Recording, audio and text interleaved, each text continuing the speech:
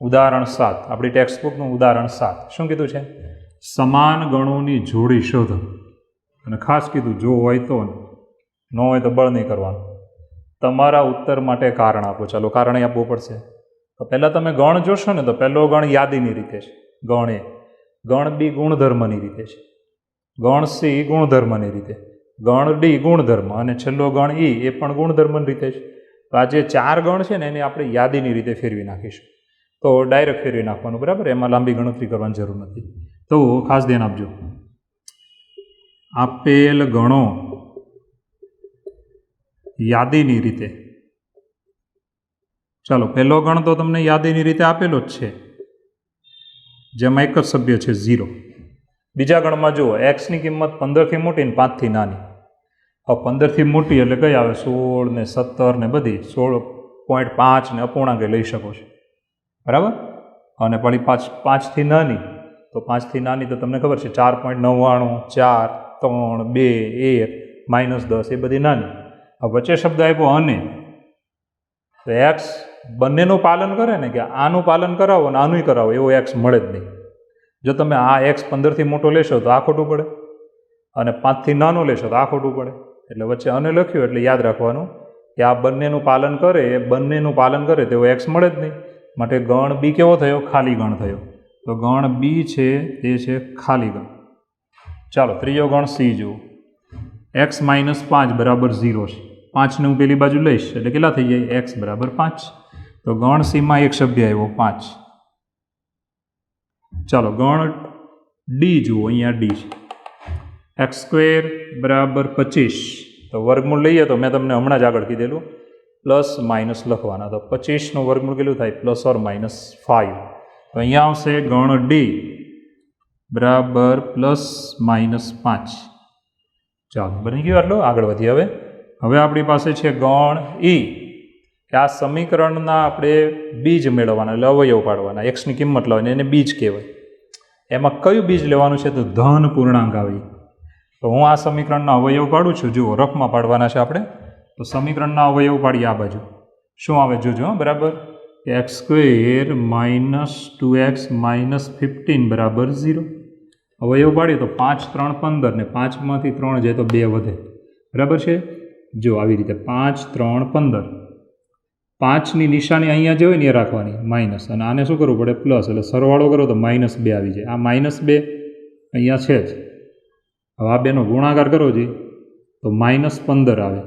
આ -15 અહીંયા છે જ. તો અવયવ કેવા પડ્યા? તો તમારે કંઈ નહીં કરવાનું. જુઓ ખાલી જે સંખ્યા છે ને એની આગળ એક્સ મૂકી દેવાનું. એક્સનું સમીકરણ છે માટે એક્સ મૂકવાનું. તો અહીંયા એક્સ મૂકી દેવાનું. આમ આપણી પાસે આના અવયવ કેવા બન્યા? તો x - 5 x + 3 બરાબર 0. ચાલો હવે આને આપણે આમ લખી શકાય, x - 5 બરાબર 0 કે x + 3 બરાબર 0. હવે આપણે કિંમત મળી ગઈ કે x બરાબર 5 કે x બરાબર શું મળ્યા? -3. હવે તમે જુઓ કે તમને અહીંયા શું કીધું છે કે ધન પૂર્ણાંક, ધન એક્સની કિંમત ધન લેવાની. અહીંયા ઋણ આવીને આ ઋણ કિંમત લેવાની નહીં, આ લેવાની નહીં, કારણ કે આ ઋણ છે. આ આપણે લેવાની, બરાબર છે? તો એક્સ બરાબર કેટલા મળ્યા? 5. તે હું લઈ લઈશ. તો ગણ ઈ છે આપણું, ગણ ઈ. ચાલો કિંમત મળી છે 5. આ બધા ગણ યાદી સ્વરૂપે ફરી ગયા છે. હવે આપણે શું કરવાનું છે? સમાન ગણોની જોડી મેળવવાની છે. સમાન ગણોની જોડી. તો પહેલાં ગણ એ જુઓ, અંદર એક સભ્ય છે 0. 0 આ બધા ગણમાં જુઓ કોઈનામાં છે નથી. આપણે કારણ આપવાનું છે, એટલે કારણ આપીને જ જવાબ લખવાનો છે, બરાબર છે? તો ગણ એ માં સભ્ય છે 0, આ કોઈ ગણમાં નથી, માટે ગણ એ બરાબર આમાંથી કોઈ થાય જ નહીં. તો પહેલો પોઈન્ટ આપણો આવશે 0 does not belongs to B, C, D, E હોવાથી. ચાલો 0, B, C, D, E આ એકેય ગણમાં નથી. તો માટે A is not equal to B, A is not equal to C, A is not equal to D, અને છેલ્લું A is not equal to E. માટે ગણ એ આ કોઈની બરાબર નથી. આ ગણ એની વાત પૂરી થઈ ગઈ. હવે ગણ બી જુઓ, ખાલી ગણ છે. હવે તમે બાકીના ગણ જુઓ, કોઈ પણ ખાલી છે જ નહીં. તો ખાસ ધ્યાન આપજો. બીજો પોઈન્ટ કે B not equal to 5, C not equal to 5, D not equal to 5 is not equal to 5. આ એ કંઈ ખાલી ગણ નથી હોવાથી ચાલો બી બરાબર નથી એ, બી બરાબર નથી સી, બી બરાબર નથી ડી, અને છેલ્લું B is not equal to E. ચાલો બી આ કોઈની બરાબર નથી.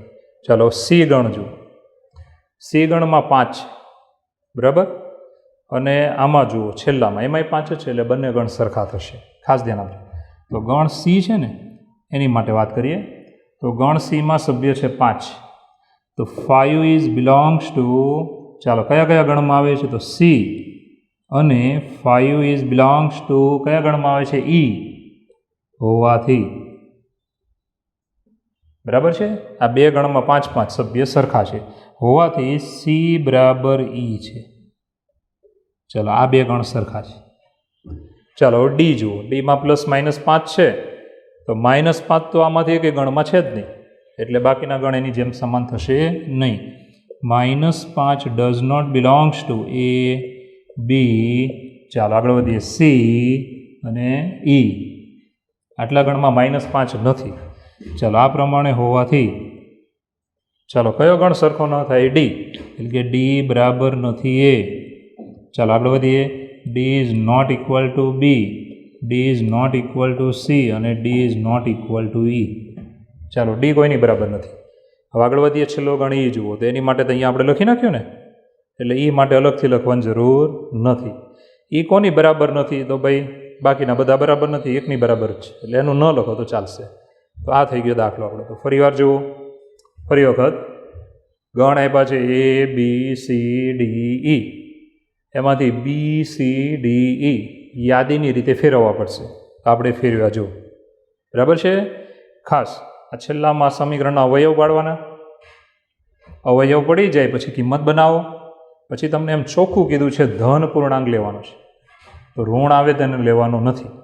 ઓકે. હવે આપેલા ગણ બધા યાદીની રીતે ટ્રાન્સફર થઈ ગયા. હવે આપણે શું જોવાનું કે પહેલા ગણમાં 0 સભ્ય છે, બાકીના કોઈ પણ ગણમાં 0 સભ્ય નથી. માટે ગણ એ બરાબર બી નથી, એ બરાબર સી નથી, એ બરાબર ડી નથી, ને એ બરાબર ઈ નથી. ઓકે. ચાલો ગણ બી જુઓ. ખાલી ગણ છે. હવે ગણ બી છે તે ખાલી ગણ છે, ધ્યાન આપજો. તો અહીંયા સી, એ અને સી ધ્યાન આપજો. એ ઇઝ નોટ ઇક્વલ ટુ 5. ગણ એ ખાલી ગણ નથી. કરેક્શન છે, ધ્યાન આપજો. ગણ એ ખાલી ગણ નથી. ગણ સી ખાલી ગણ નથી. ગણ ડી ખાલી ગણ નથી. ગણ ઈ ખાલી ગણ નથી. તો આમાંથી કંઈ ખાલી ગણ છે જ નહીં. તો આપણી પાસે ખાલી એક જ ગણ છે કે જે ખાલી ગણ છે, તો ગણ બી. બરાબર છે. ગણ બી ખાલી ગણ છે, બાકીના કોઈ ખાલી નથી. માટે બી બરાબર નથી એ, બી બરાબર નથી સી, બી બરાબર નથી ડી, અને બી બરાબર નથી ઈ. ચાલો આગળ વધીએ. સી જુઓ. 5 સભ્ય. ઈ જુઓ, એમાંય 5 જ સભ્ય છે. તો 5 સી ગણ સીમાં છે, 5 ગણ ઈમાં છે. માટે સી બરાબર શું થઈ ગયું ઈ. ઓકે. ડીમાં જુઓ. ડીમાં -5 છે, તો -5 એક ગણમાં છે જ નહીં, બાકીના ગણ જોવાના. માટે ડી બરાબર એ નથી, ડી બરાબર બી નથી, ડી બરાબર સી નથી, ને ડી બરાબર ઈ નથી.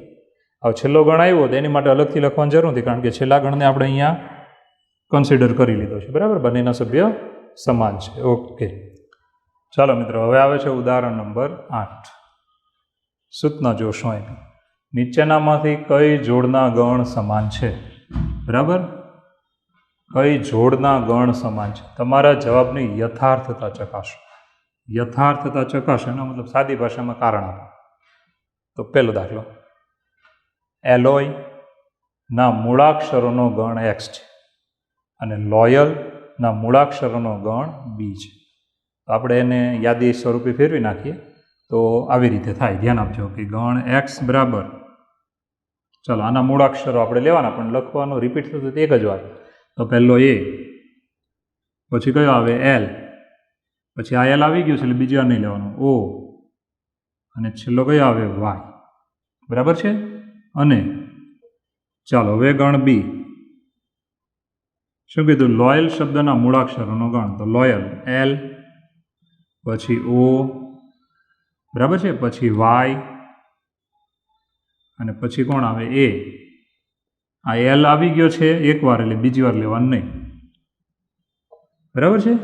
આ ગણ જુઓ તમે. હવે તમે આ મેચિંગ કરવાનું કે એ આમાં છે તે આમાં છે. L L O O Y Y, બરાબર. હવે બીજા કોઈ સભ્ય છે જ નહીં. આમાં જે સભ્ય છે ને એ આમાં છે જ, પરંતુ ક્રમ આગળ પાછળ છે, તો ક્રમનું કોઈ મહત્ત્વ નથી, બરાબર છે. એટલે ગણ એક્સ અને ગણ બીમાં એકના એક જ સભ્યો છે, બરાબર છે. હવે એકના એક જ સભ્યો હોય તો બંને ગણ કેવા થાય? સમાન ગણ. તો અહીં ચાલો આપણે આવું કારણ આપી દેવાનું. અહીં ગણ એક્સ અને બીમાં એકના એક જ ઘટકો છે. ઘટકોને તમે બીજું નામ આપી શકો, સભ્યો છે, બરાબર છે. એકના એક જ ઘટકો છે, આ શબ્દ મહત્વનો છે, એકના એક જ. માટે એક્સ બરાબર બી છે. એક્સ બરાબર શું છે? બી છે. તો ફરી વાર જુઓ, એલોય શબ્દના મૂળાક્ષરોનો ગણ, એટલે આપણે એનું લિસ્ટ બનાવવાનું. એ એલ, બીજો એલ લેવાનું નહીં, એકવાર આવી ગયો છે, ઓ અને વાય, બરાબર છે. લોયલ શબ્દના મૂળાક્ષરોનો ગણ બી છે, તો બી એલ ઓ વાય એ, અને એલ આવી ગયો છે એટલે બીજો એલ લેવાનું નહીં. હવે બંને ગણને યાદી સ્વરૂપે આપણે ફેરવી નાખ્યા છે. હવે તમે જોઈ શકો, એ અહીંયા છે, એલ છે, ઓ છે ને વાય છે. એટલે સભ્યનો ક્રમ તમે આગળ પાછળ હોય તો કોઈ એનું મહત્ત્વ નથી, સભ્ય અંદર હોવો જોઈએ. આ બધા જ સભ્ય આમાં આવી જાય છે. અહીં ગણ એક્સ અને બીમાં, ગણ એક્સ અને બીમાં એકના એક જ, આ શબ્દ જરા પકડી રાખજો, એકના એક જ ઘટકો એટલે કે સભ્યો છે. માટે એક્સ બરાબર શું લખી શકાય? બી. આ સમાન ગણની જોડ છે જ, બરાબર છે. ચાલો હવે આ બાજુ જુઓ, બીજો દાખલો શું આપ્યું છે?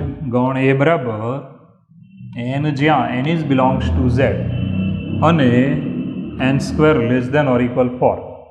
એન ઝેડમાં છે ને એન સ્ક્વેર 4 અને 4થી નાનો રહેવો છે. તો તમે વિચાર કરો, આને બંનેને આપણે યાદીની રીતે ફેરવીએ તો આપણને ખબર પડશે.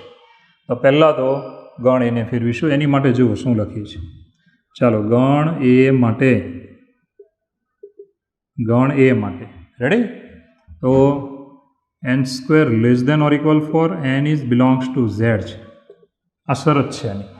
હવે કઈ સંખ્યા માટે સત્ય બને છે? તો એન બરાબર ઝેડમાંથી લેવાની. તો અહીંયા તમે કેટલા લઈ શકો? તો -2 થી ચાલુ કરો. કઈ કઈ સંખ્યાઓ? સંખ્યા રેખામાં વિચાર લેવાનો કે -2, -1, 0, 1 અને 2, બરાબર છે. તો આટલી સંખ્યા માટે સત્ય બનશે. જુઓ, -2 અહીંયા મૂકી જુઓ, -2 નો વર્ગ 4, 4 બરાબર 4 ઇક્વલ આપ્યું છે, માટે સત્ય છે. -1 અહીંયા મૂકી જુઓ, 1 4થી નાનો છે, 0 નો વર્ગ 0 આવે એટલે 0 4થી નાનો છે, 1 નો વર્ગ 1 આવે 4થી નાનો છે, 2 નો વર્ગ 4 આવે, 4 બરાબર 4. આટલી સંખ્યા માટે સત્ય બને છે. તો ધ્યાન આપજો, n બરાબર -2, -1, 0, 1, 2 લેતા n² less than or equal 4 સત્ય છે, બરાબર છે. આના માટે સત્ય છે. માટે ગણ એ બરાબર શું મળ્યું આપણને? તો કેટલા ઘટક મળ્યા કે -2, -1, 0, 1 અને 2, બરાબર છે, 1 અને 2. ચાલો હવે ગણ બી માટે જુઓ. ચાલો ગણ બી માટે, ચાલો ગણ બી માટે વાત કરીએ તો એક્સ વાસ્તવિક છે અને આ સમીકરણ આપ્યું છે એના આપણે ખાલી અવયવ પાડવાના છે. તો ખાસ ધ્યાન આપજો, સમીકરણ શું આપ્યું છે? તો x² -3x + 2 બરાબર 0 અને એક્સ વાસ્તવિક છે, બરાબર છે. હવે આના અવયવ પાડતા તમને આવડી જાય. 2 × 2, 2 ને 1 3. તો મેં લખ્યું 2 × 2, 2 ને 1 3. પહેલાં તો 2 × 2, બરાબર છે. તો અહીંયા માઇનસ નિશાની છે તો આ બંનેને માઇનસ આપી દઈશું એટલે 3 થઈ જાય, સરવાળામાં -3. ગુણાકાર કરો, આ બેનો ગુણાકાર -, +2 × 2. હવે શું કરવાનું? અહીંયા આગળ x મૂકી દેવાનું એટલે આ આપણા અવયવ થઈ ગયા, બરાબર છે. તો અવયવ હું લખી નાખું છું કે માટે x - 2 x - 1 બરાબર 0. ચાલો આના પરથી કિંમત મળશે. માટે x - 2 બરાબર 0, x - 1 બરાબર 0.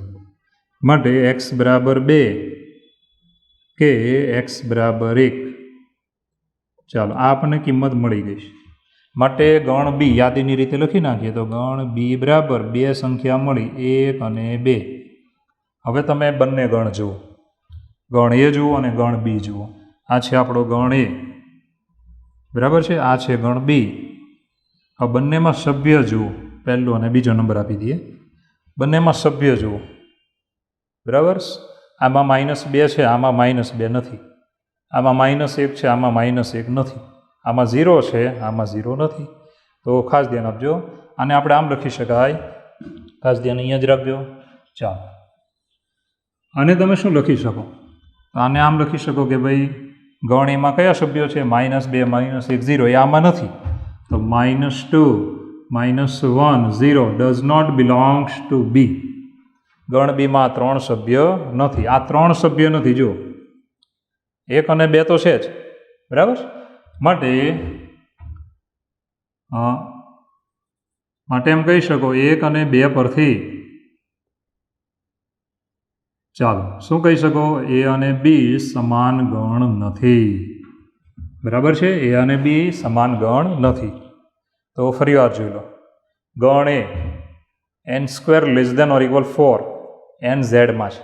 તો ઝેડની સંખ્યાઓ -2 -1 0 1 2 લેશો તો આ સત્ય આવે છે. માટે ગણ એ મળી ગયો. ગણ બી સમીકરણ આપ્યું છે તે લઈને અવયવ પાડી દેશો એટલે 2 કિંમત આવશે. હવે તમે એવું જોઈ શકો કે બંનેમાં સંખ્યા આ 2 સમાન છે, પરંતુ આ 3 સંખ્યા ગણ બીમાં આવતી નથી. માટે 1 અને 2 પરથી શું કહી શકો? ગણ એ અને ગણ બી સમાન નથી. ઓકે, ચાલો મિત્રો, હવે આવે છે ટેક્સ્ટબુકનું સ્વાધ્યાય નંબર 1.2. બરાબર, એકદમ સહેલો. આપણે જે પોઈન્ટ ભણ્યા હતા એ પોઈન્ટ પ્રમાણે જ છે. તો પહેલો દાખલો, નીચેનામાંથી કયા ગણ ખાલી ગણના ઉદાહરણ છે? ખાલી આપણે એટલું જ જોવાનું છે કે ખાલી ગણ છે કે નથી. તો પહેલો દાખલો, 2 વડે વિભાજ્ય અયુગ્મ પ્રાકૃતિક સંખ્યાઓનો ગણ. હવે તો વિચાર કરો, 2 વડે વિભાજ્ય હોય એવી સંખ્યાઓ કઈ આવે? તો 2 કાનો ઘડિયો તમને બધાને આવડે, નાના ધોરણથી આવડે કે 2 4 6 8 10 12 14 16 18 20 ડેશ ડેશ ડેશ. તો આ બધી સંખ્યાઓમાં અયુગ્મ પ્રાકૃતિક સંખ્યા કોઈ આવી?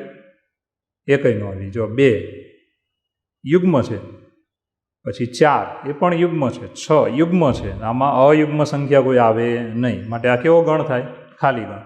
આને આપણે આમ લખી શકીએ, ધ્યાન આપજો. આપેલ ગણ, બરાબર છે, આપેલ ગણ ખાલી ગણ છે. કારણ કે, બરાબર છે, 2 વડે વિભાજ્ય સંખ્યાઓ 2 4 6 8 ડેશ ડેશ ડેશ છે, જે પૈકી અયુગ્મ એક પણ નથી. આમાંથી અયુગ્મ સંખ્યા એક પણ નથી. બોલો, એટલે આપણે શું લખવાનું? જે પૈકી અયુગ્મ એક પણ નથી. માટે આપેલ ગણ કેવો થયો? ખાલી ગણ. બરાબર છે. ફરી વાર જોઈ લો. 2 વડે વિભાજ્ય સંખ્યા એટલે 2 કાનો ઘડિયો અનંત સુધી જાય. એમાં અયુગ્મ સંખ્યા છે કે નથી? માટે આપેલ ગણ કેવો થશે? ખાલી ગણ. ચાલો બીજો જો, યુગ્મ અવિભાજ્ય પ્રાકૃતિક સંખ્યાઓનો ગણ. હવે તમે અવિભાજ્ય સંખ્યાઓ, પ્રાકૃતિક સંખ્યામાં અવિભાજ્ય સંખ્યાઓ કઈ આવે? તો તમને ખબર જ છે કે 2 3 5 7 11 13 17 19 આમ ચાલ્યા કરે. એમાં યુગ્મ સંખ્યા છે, આ છે 2. આ 2 યુગ્મ સંખ્યા છે.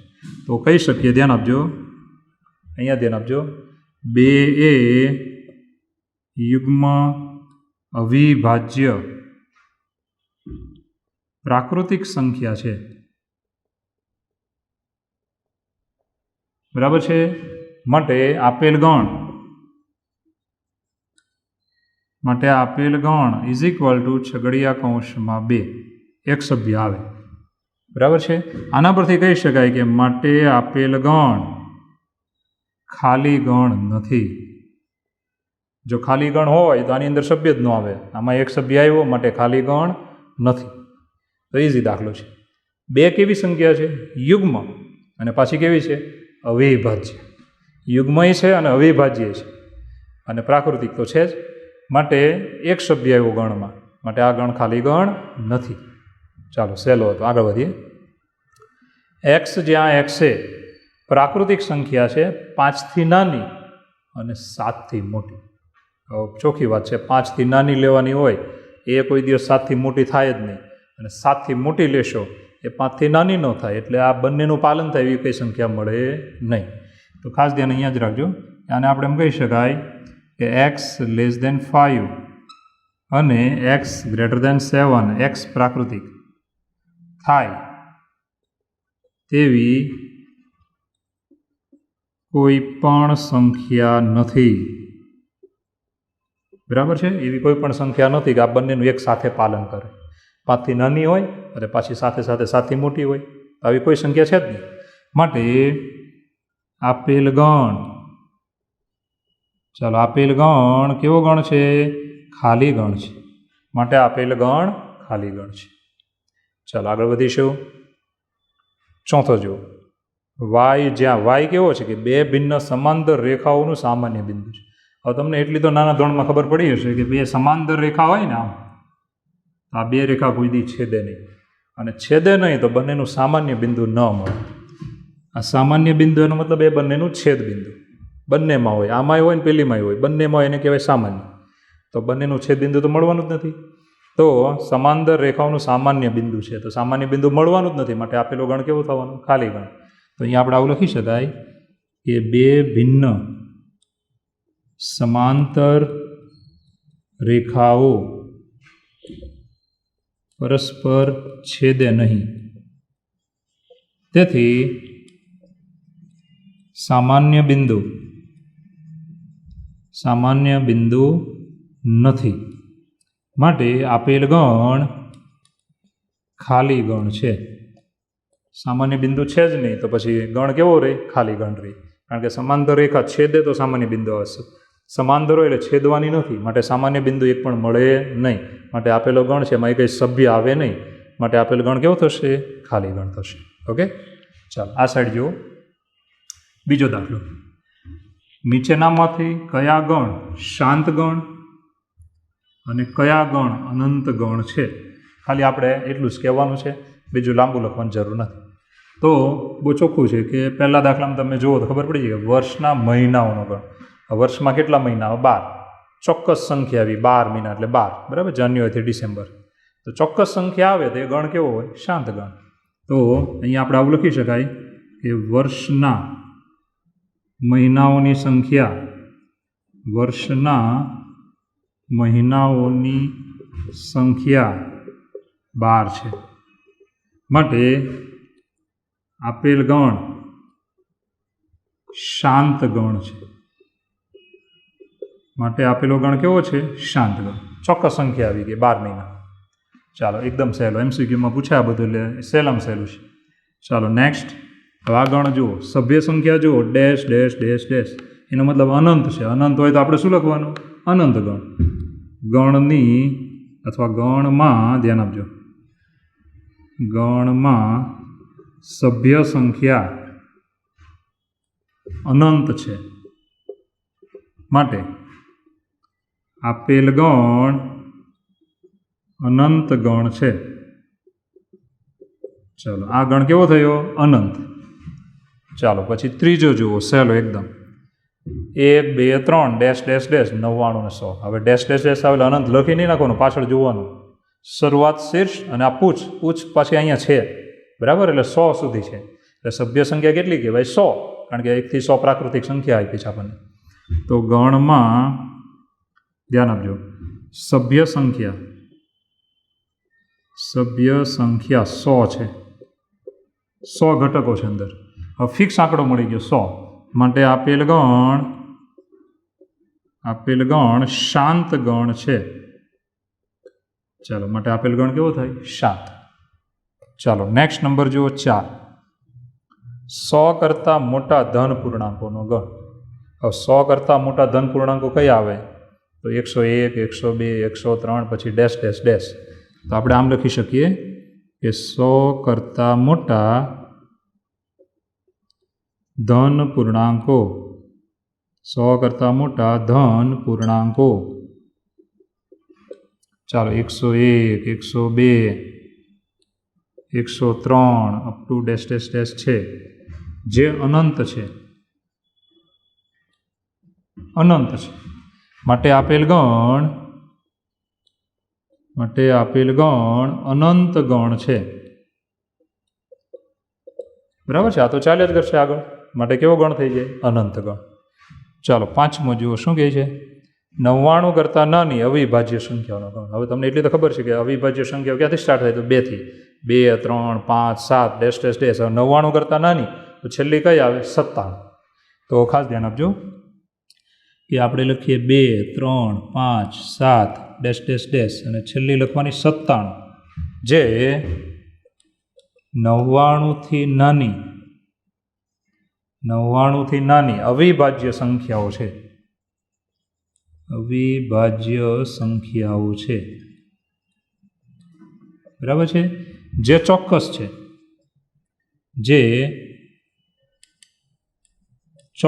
છે, ફિક્સ છે. એનો મતલબ આ ગણી શકાય એટલી છે. માટે આપેલ ગણ કેવો થશે? શાંત ગણ છે. બરાબર છે. છેલ્લી સંખ્યા 97 છે ને, એટલે શાંત ગણાય. છેલ્લે પૂંછડી હોવી જોઈએ. તો દાખલો તમે જોઈ શકો છો, એકદમ ઇઝી દાખલા છે. બરાબર છે. અને 8મા 9મા ધોરણ જેવું છે, એટલે ગભરાવાની જરૂર નથી. છતાંય જો ક્યારેક એવું લાગે કે નથી આવડતું તો મને વોટ્સએપ કરી દેજો. બરાબર છે. અને ખાસ જ્યારે તકલીફ પડે ત્યારે તમારે સાહેબોને પૂછીને જ આગળ વધવાનું, અને ગભરાવાની જરૂર નથી. શાંતિથી ધ્યાન રાખશો આમાં તો બધું આવડી જશે. હા, ક્યારેક ભૂલ પડે, માણસ છે બધા, પણ એ સ્વીકારીને સુધારીને આગળ વધવું. ઓકે મિત્રો, હવે આવે છે સ્વાધ્યાયનો દાખલા નંબર 3. શું સૂચના આપી છે? બરાબર જુઓ. નીચેનામાંથી કયા ગણ શાંત અને કયા ગણ અનંત છે? શાંત અને અનંત. બરાબર છે. શાંત કોને કહેવાય? કે જેમાં સભ્ય સંખ્યા ચોક્કસ હોય. અનંત કોને કહેવાય? કે જેમાં સભ્ય સંખ્યા અનંત હોય. બરાબર છે. ચાલ્યા જ કરે, આપણને છેડો મળે જ નહીં. તો શાંત એટલે ચોક્કસ સભ્ય સંખ્યા, અનંત એટલે અનંત જતા હોય સભ્ય સંખ્યા બાબતે. જરા ધ્યાન આપજો. પહેલો શું કીધું છે? એક્સ અક્ષને સમાંતર રેખાઓનો ગણ. હવે તમે એવું જાણો છો કે એક્સ અક્ષ હોય આવી રીતે. બરાબર, આ એક્સ અક્ષ છે. તો એક્સ અક્ષ છે આપણી પાસે. હવે વિચાર કરો, ધારો કે આ એક્સ અક્ષ છે. બરાબર, આ એક્સ અક્ષને સમાંતર રેખાઓ તો તમે જોઈએ તેટલી દોરી શકો. આ એને સમાંતર છે, આ એને સમાંતર છે, આ એને સમાંતર છે. આવી જોઈએ તેટલી પુષ્કળ રેખાઓ દોરી શકો. આનો કોઈ છેડો નથી. અનંત રેખાઓ દોરી શકો, અનંત સંખ્યામાં. જરાક ધ્યાન આપજો. તો આપણે આમાં શું લખી શકીએ? તો એક્સ અક્ષને, જો એક્સ અક્ષને સમાંતર રેખાઓ અનંત છે, અનંત સંખ્યામાં છે, એટલે જેટલી જોઈએ એટલી દોરી શકો છો. તો ધ્યાન અહીંયા જ રાખજો. તો એક્સ અક્ષને સમાંતર રેખાઓ અનંત છે. બરાબર, દોર્યા જ કરો, અનંત છે, એનો છેડો આવે નહીં. માટે ધ્યાન આપજો, આ જે ગણ છે, માટે આ ગણ કેવો ગણ કહેવાય? તો અનંત છે, માટે કેવો કહેવાય? અનંત ગણ. આ ગણ અનંત ગણ છે. તો શું કીધું? તો ફરી વાર જુઓ. એક્સ અક્ષને સમાંતર રેખાઓનો ગણ. એક્સ અક્ષ હોય તો આને સમાંતર રેખા દોર્યા જ કરો, અનંત આવે, એનો છેડો જ નથી, તમે દોર્યા જ કરો. તો માટે એક્સ અક્ષને સમાંતર રેખાઓ અનંત છે. અનંત પુષ્કળ દોરી શકો. તમે આખી જિંદગી દોર્યા કરો ને તો પૂરી જ ના થાય, એટલી બધી દોરી શકો. તો માટે આ ગણ કેવો થશે? અનંત ગણ થશે. હવે મિત્રો આગળ વધીએ. બીજો જુઓ, અંગ્રેજી મૂળાક્ષરોનો ગણ. હવે તમને ખબર જ છે કે અંગ્રેજી મૂળાક્ષરો કેટલા છે? 26. ફિક્સ. એક કંઈ વધારે નથી ને કે ઓછો નથી, ફિક્સ 26. માટે જે ચોક્કસ હોય, ફિક્સ હોય, એ હંમેશા કેવો ગણ હોય? શાંત ગણ. તો આપણે આમાં આવું લખી શકાય કે અંગ્રેજી મૂળાક્ષરોની સંખ્યા 26 છે. બરાબર છે, ફિક્સ છે, ચોક્કસ આંકડો મળી ગયો. માટે આ ગણ શાંત ગણ છે.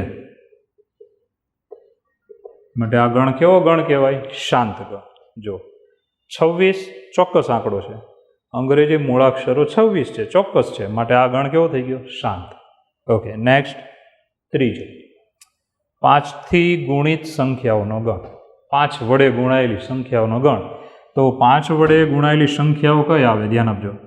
5 થી ગુણિત સંખ્યાઓ એટલે તમારે કઈ કઈ લખવાની? 5 એકાના ઘડિયાવાળી બધી, બરાબર છે? 5 એકાના ઘડિયાવાળી તમે લેશો તો કેવી આવશે? 5 એકા 5, 5 2 10, 5 3 15, 5 4 20 up to dash dash dash છે, બરાબર છે? આ તો અનંત સુધી જે યાદ કરશે 5 વડે વિભાજ્ય સંખ્યાઓ બધી. તો માટે એમ કહી શકાય કે આ ગણ કેવો ગણ થશે? અનંત જાય છે તો આ ગણ અનંત ગણ છે. ચાલો, આ ગણ કેવો થયો? અનંત ગણ. કારણ કે 5 વડે ગુણિત અથવા 5થી ગુણિત સંખ્યાઓ એટલે 5 એકાનો ઘડિયો, જેને નાના ધોરણમાં આપણે 5ના અવયવી કહેતા હતા, બરાબર છે? 5 10 15 20 અપ ટુ ચાલ્યા જ કરે. માટે આ ગણ કેવો થશે? અનંત ગણ. ચાલો નેક્સ્ટ, ચોથો જુઓ. પૃથ્વી પર વસતા પ્રાણીઓનો ગણ.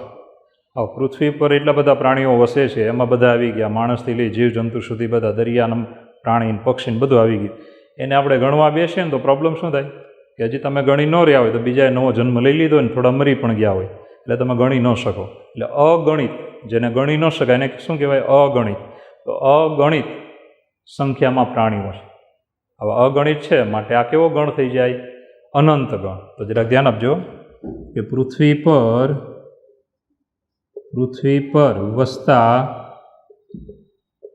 પ્રાણીઓની સંખ્યા અગણિત છે,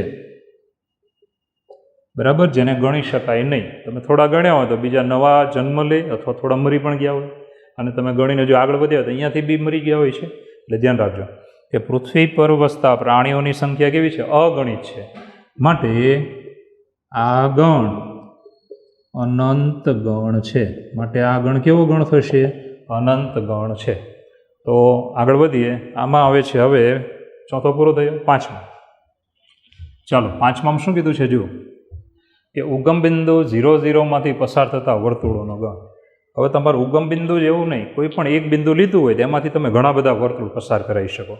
તો કોઈ પણ બિંદુ હોય, ધારો કે આ બિંદુ છે તો આમાંથી આ એક વર્તુળ, ધ્યાન આપજો, પછી આમાંથી આ બીજું વર્તુળ, આ બાજુ દોરી શકો, આ બાજુ દોરી શકો, અહીંયા આ બિંદુમાંથી આ બાજુ દોરી શકો.